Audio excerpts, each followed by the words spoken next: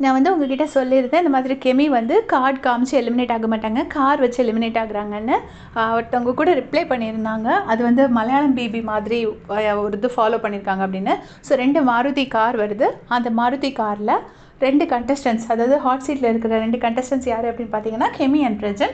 அவங்க 2 பேரும் உள்ளே ஏறி உட்காந்துக்கிறாங்க. உட்காந்துட்டு வெளியே போயிடுவாங்க. கார் வெளியே போயிட்டு எந்த கண்டஸ்டன்ட் எலிமினேட் ஆகலையோ அவங்க வீட்டுக்குள்ளே வருவாங்க. ஸோ பார்வதி தான் டாஸ்க் லெட்டர் ரீட் பண்ணுறாங்க. சாண்ட்ரா கேட்கும்போது பயங்கர எமோஷ்னலாகி பயங்கரமாக அழுறாங்க.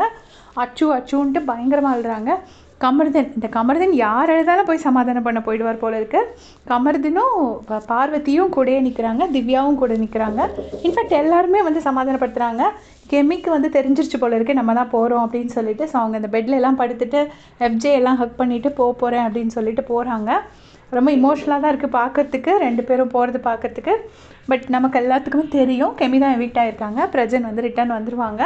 ஸோ பிரஜன் உண்மையிலே எவிக்ட் ஆனால் சாண்ட்ரா பயங்கரமாக அழுவாங்க போல இருக்குது. இன்றைக்கி வந்து அவ்வளோ ஒரு பயங்கரமான ஒரு அழுகை, ஏதோ ஒரு ஃபாரின் போகிற அளவுக்கு பயங்கரமாக அழுறாங்க. மேபி அவங்க ஹஸ்பண்ட் வின் பண்ணணுன்னு தான் ஆசைப்படுவாங்க, எந்த ஒய்ஃபாக இருந்தாலும். ஸோ அதனால இவ்வளோ அழுறாங்கன்னு நான் நினைக்கிறேன். உங்களுடைய கமெண்ட்ஸை சொல்லுங்கள்.